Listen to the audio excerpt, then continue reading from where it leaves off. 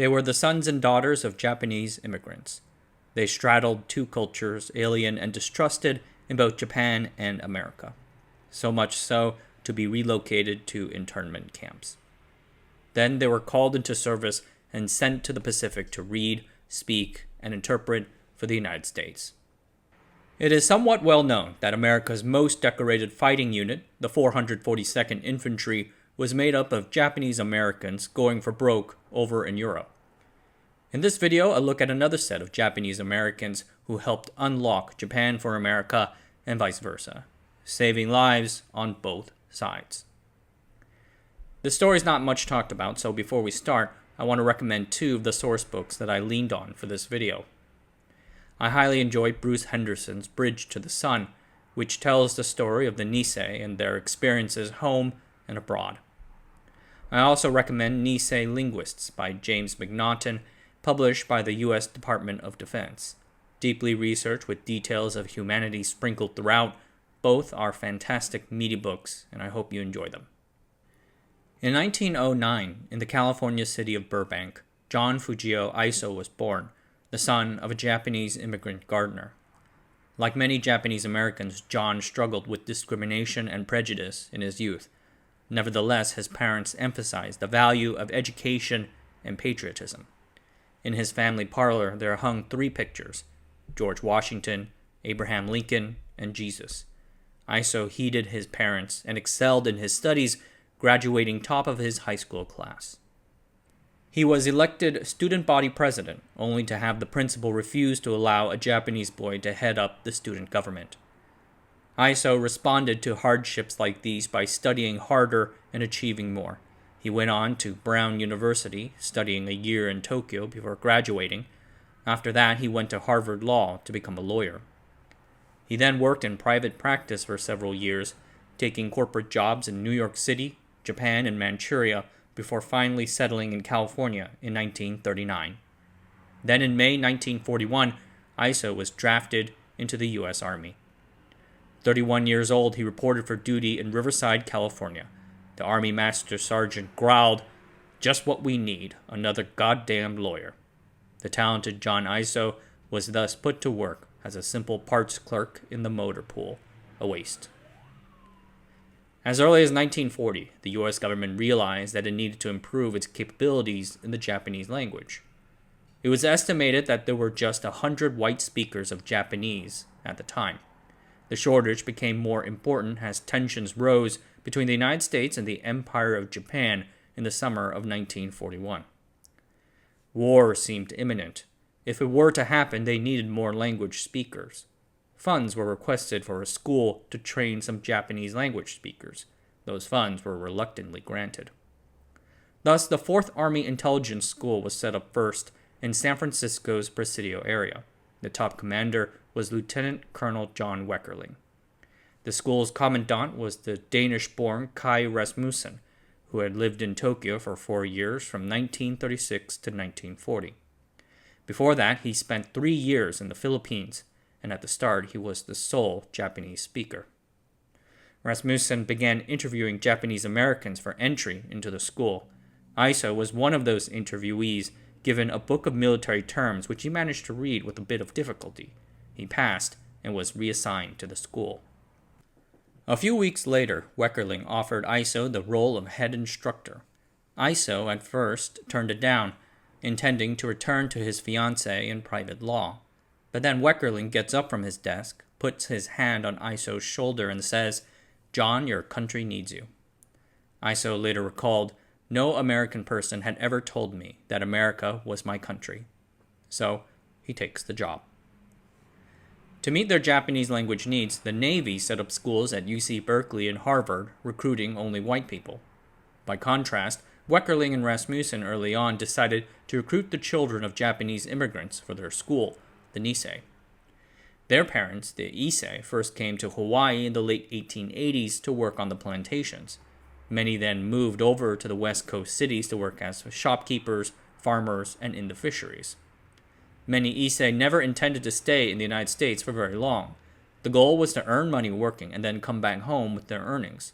But while many did return, many others stayed. seeing that things were so much better in the United States even while being denied American citizenship. In 1920, records show that there were 220,122 people of Japanese descent living in Hawaii and the U.S. mainland. Then the United States ended all Asian immigration with the Immigration Act of 1924. The Nisei found their communities in 3 locations: their churches or temples, social organizations, and the Japanese language schools. These were the ways and spaces where they stayed in touch with their home culture.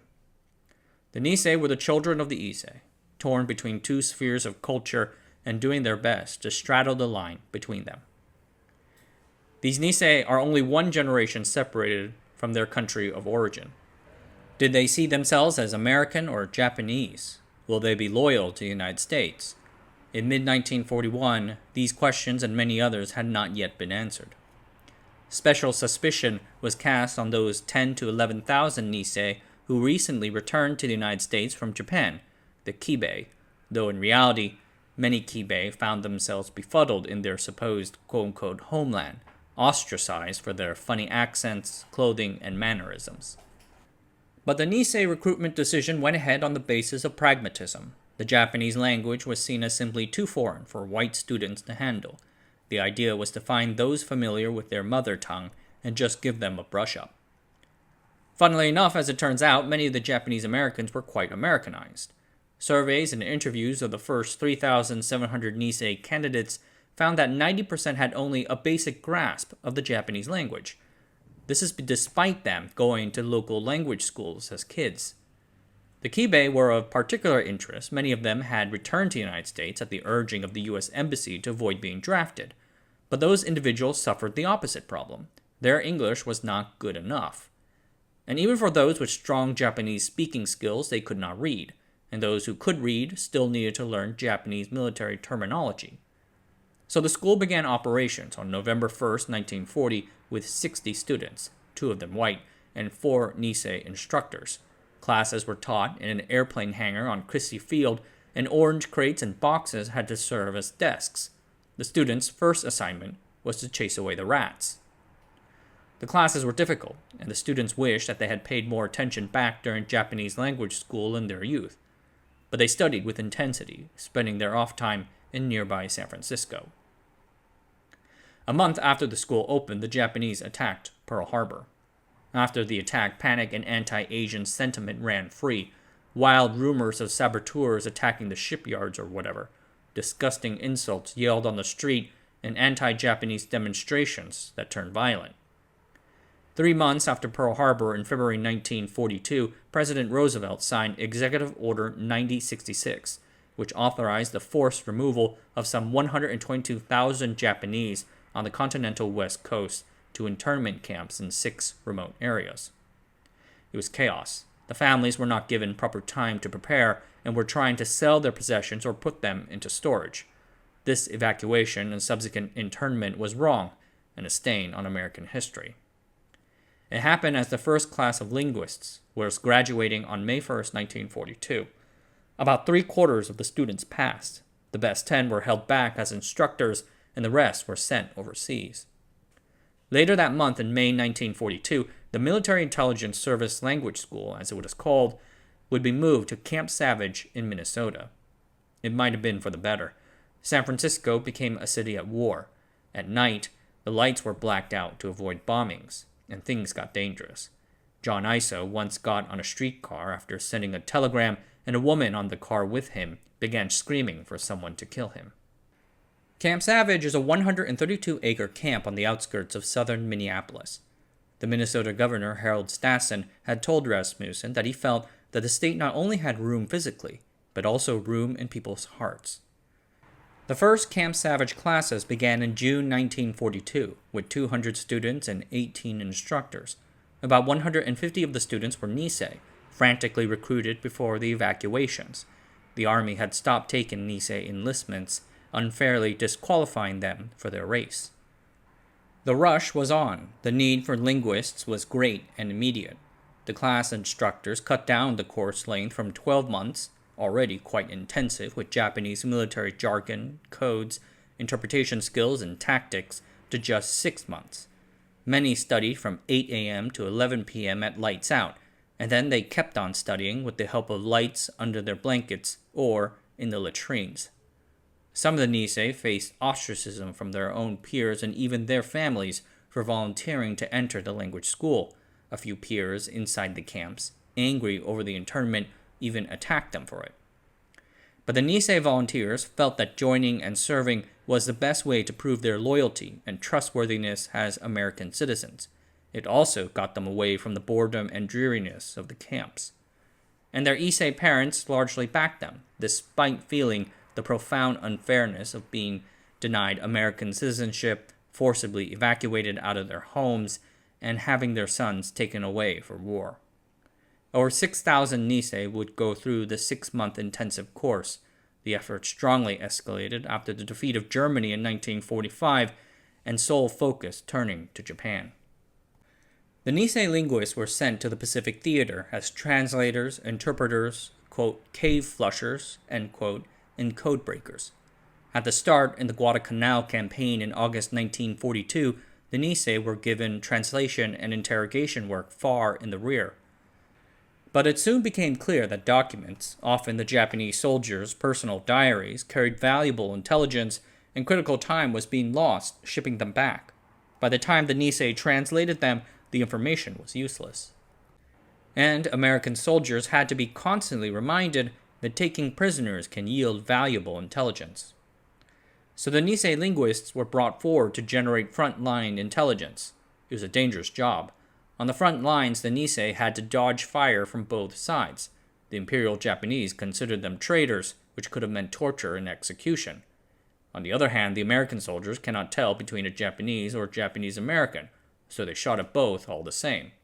John Aiso recalled how the Nisei linguists needed bodyguards to protect themselves from their own cohorts. One tragic case, possibly, involved Sergeant Frank Hachiya of Hood River, Oregon. While in the Philippines, he went ahead to interrogate a prisoner, but in the ensuing chaos he was shot, either by an enemy sniper or friendly fire. Before passing, however, he managed to convey critical intelligence information and maps of defenses. He posthumously received the Silver Star, but only after some time. Even outside the heat of battle, the Nisei had to endure the distaste and distrust of the soldiers' hate for Japanese-looking faces. Those negative feelings quickly vanished, though, when the Nisei proved their worth. General Alexander Patch, commander of the American forces at Guadalcanal, recalls initially saying that he did not want any Japanese under his command. By the end, he greeted each incoming Nisei linguist in person as they came off the transports. A 1945 report says that the Nisei linguists had translated over 20 million pages by the end of the war. They proved their worth many times over. I want to call out a few of the remarkable events, but I recommend you check out this fantastic chronicle by Toshiaki Fukuhara. In early March 1943, U.S. aircraft attacked a Japanese convoy bringing badly needed troops to New Guinea. After what is called the Battle of Bismarck Sea, a complete roster listing the names of 40,000 Imperial Army officers was found in an empty lifeboat. A team of Nisei translated the 14 file cabinets worth of documents, giving them a near-complete picture of the Japanese military's current strength. It was a remarkable intelligence coup. Much later, 40 to 50 Nisei were sent to the Battle of Iwo Jima, where some of the most intense fighting occurred. One of the first to arrive, just 45 minutes after the first landing, was Sergeant Terry Takeshi Doi. He was a Kibe, American-born but grew up in Japan. His Japanese was actually better than his English.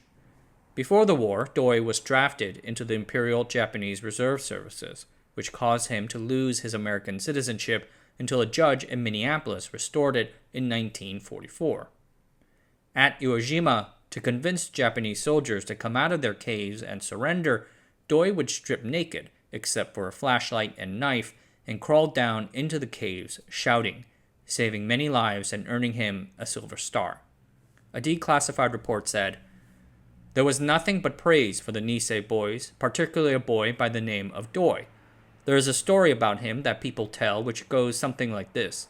He was continually going into caves with a knife and flashlight and hollering to the enemy to, quote, get the hell out or else, end quote. Mr. Doi's middle name is now Guts. Another Silver Star recipient was Sergeant Kenji Yasui, who once swam across the Irrawaddy River in Burma to get to some holdout soldiers. He cramped up halfway and nearly drowned, but got across and then immediately started barking orders like as if he were an officer, commanding the soldiers to surrender. Eventually, Yasui got 13 of the 17 holdouts to come back with him. One of the other 4 blew himself up with a grenade trying to take Yasui with him, but failed. What a badass. The stories go on, but unfortunately we must move on as well. The Nisei were constantly aware that they were fighting a people who looked just like them. Many of the documents they translated were personal letters or daily diaries, which constantly reminded them that the soldiers they were fighting were humans with lives, friends, lovers, and family. Sometimes they were asked to, quote, role-play, end quote, as the Japanese army for training purposes, wearing Imperial Japanese Army uniforms and using Imperial Army guns. It always made the Nisei profoundly uncomfortable, and for their part, the 442nd Fighting over in Europe became extremely agitated when they heard about it. For these reasons, the Nisei brought a rare sense of empathy and sensitivity. Their cultural awareness helped them crack stubborn prisoners. A common interrogation technique was to tell the stubborn soldier that their family would be notified through the Red Cross that they had been captured alive. The implied disgrace usually got them to cooperate. The Nisei linguists had friends and even relatives in the Imperial Japanese Army. They worried that they might see a face that they knew in battle or the POW camps. These concerns intensified in 1945 with the invasion of Japan seemingly ahead of them. That invasion never happened due to the atomic bombings in August 1945, which left them with profoundly mixed feelings.